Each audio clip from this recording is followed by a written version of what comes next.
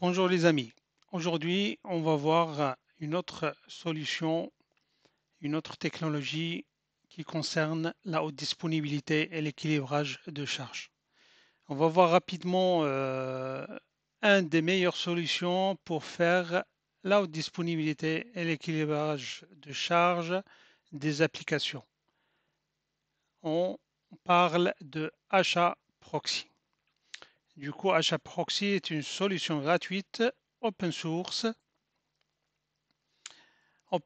fiable pour la haute disponibilité et l'équilibrage de charge. Et il répartit la charge sur les multiples serveurs d'applications et simplifie les tâches de traitement des demandes. Il peut être installé sur tous les principaux systèmes d'exploitation Linux. Il est populaire en raison de son efficacité, sa fiabilité et de sa faible empreinte mémoire et CPU.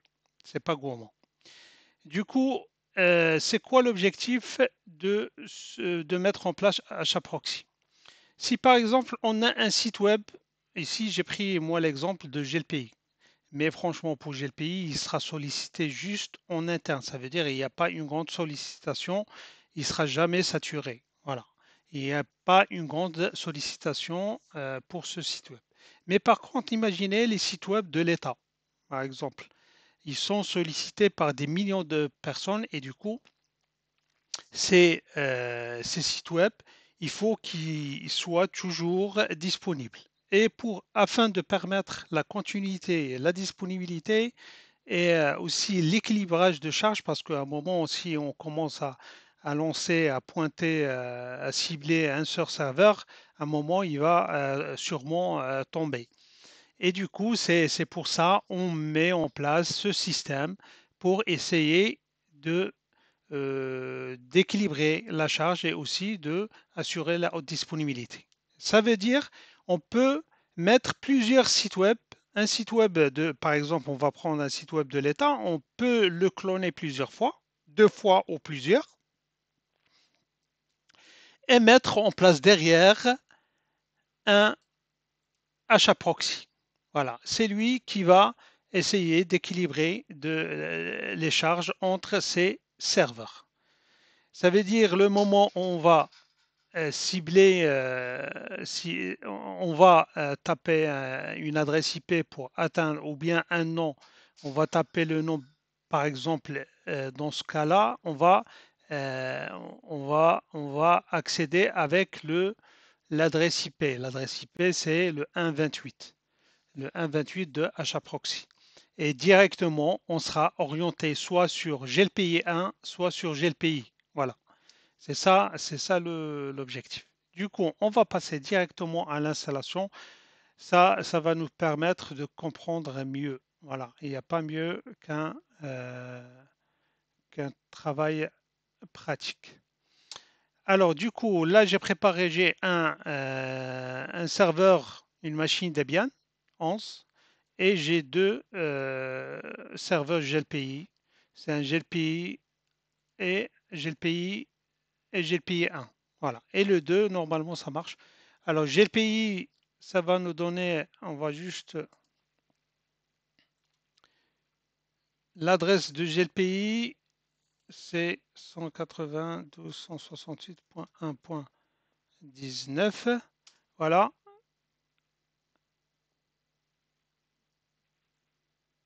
Alors, ça, c'est GLPI.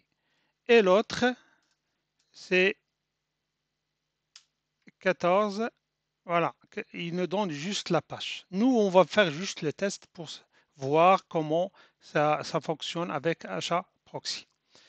Du coup, euh, et l'objectif, c'est il faut le moment, on arrive à un moment où on tape l'adresse de HAProxy qui est 28, il faut qu'on tombe, bien sûr, sur, sur, euh, sur un des serveurs, soit GLPI, soit l'Apache.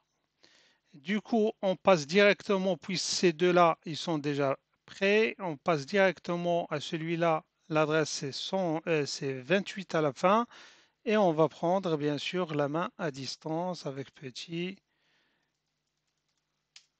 Voilà, on se connecte.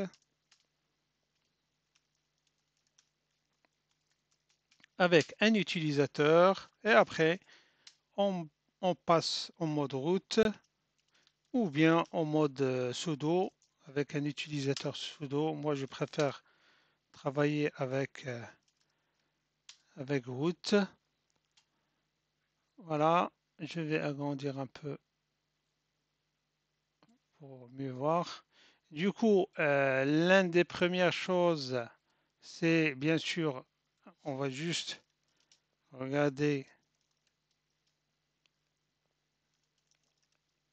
le fichier etc-host de la machine. Il faut absolument mettre ici l'adresse, bien sûr. Normalement, ça marche sans, mais il faut absolument mettre les choses correctement. Et la machine, ça sera juste Debian, mais là, vous pouvez mettre, bien sûr, dans votre HAProxy, par exemple, HAProxy 1, parce qu'on utilise beaucoup de ce système dans notre œuvre. Voilà, on ferme, on sauvegarde, et là, on passe, bien sûr, à la mise à jour de notre...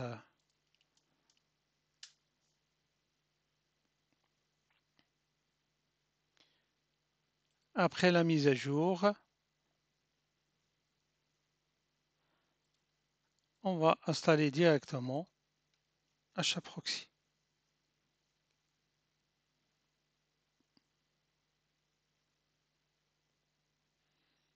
Alors, il est en train de lecture.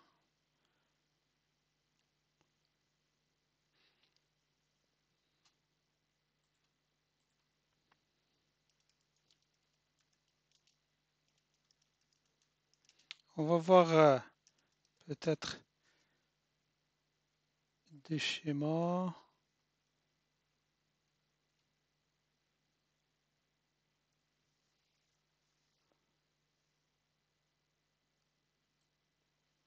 Voilà, on peut voir ici, par exemple, un schéma de HAProxy avec plusieurs serveurs Apache. Voilà.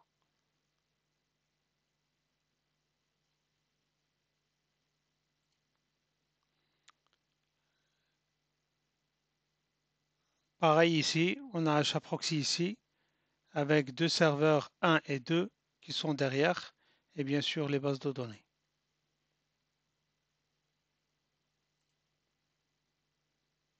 C'est pareil, ici on a 3 avec toujours HAProxy.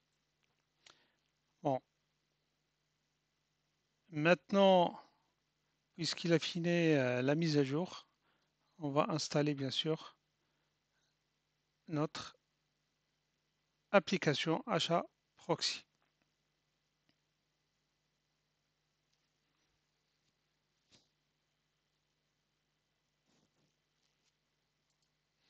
Voilà, apt install HAProxy-y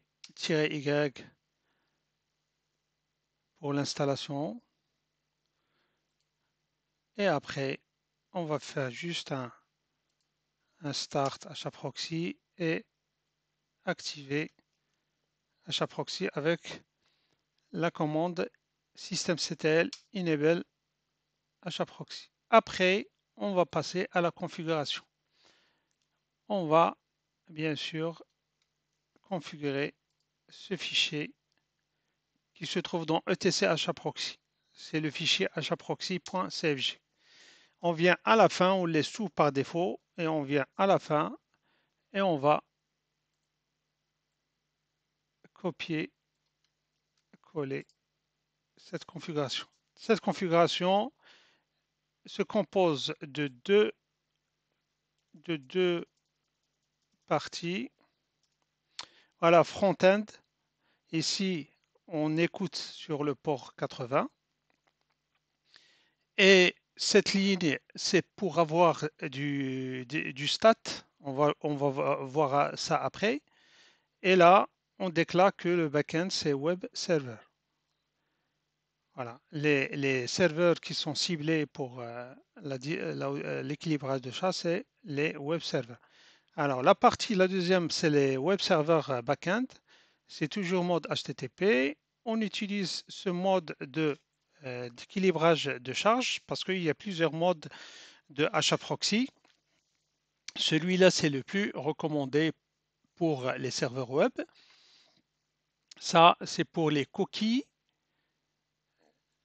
et option HTTP close, option pour tout ce qui est forwarder. Et à la fin, on déclare les deux serveurs qui sont ciblés par la haute disponibilité. C'est GLPI, GLPI1 avec les adresses bien sûr et le port. Voilà, normalement on est bon et ici c'est vérifié avec un intervalle de 1 seconde. Là on va fermer, on sauvegarde et après on va faire un système restart. On redémarre HAProxy, système restart HAProxy. On regarde le statut, est-ce qu'il est bon, est-ce qu'il est actif. Alors, il y a un souci ici. HAProxy, statut comme ça je crois. Oui, c'est ça. Statut avec S. Du coup, à ce stade, HAProxy est configuré et en cours d'exécution. Il est maintenant temps de tester. On va tester en allant sur l'adresse de HAProxy. L'adresse pour moi de HAProxy, c'est 192.168.28. Voilà. Si on regarde, c'est celui-là. Et on va bien sûr taper ça directement. Et directement, on est tombé sur GLPI. Deuxième fois, on est tombé sur GLPI 1. Voilà. Du coup, notre achat proxy, il est fonctionnel. Bien sûr, vous pouvez répéter ça avec plus de personnalisation. On peut attaquer avec des noms de domaine. Bon, ici, on est en train juste de mettre en place quelque chose qui est, voilà, test. C'est pour un environnement de test. Du coup, on peut tester aussi les stats. Alors, pour les stats, on peut aller faire, par exemple, la commande pour les stats.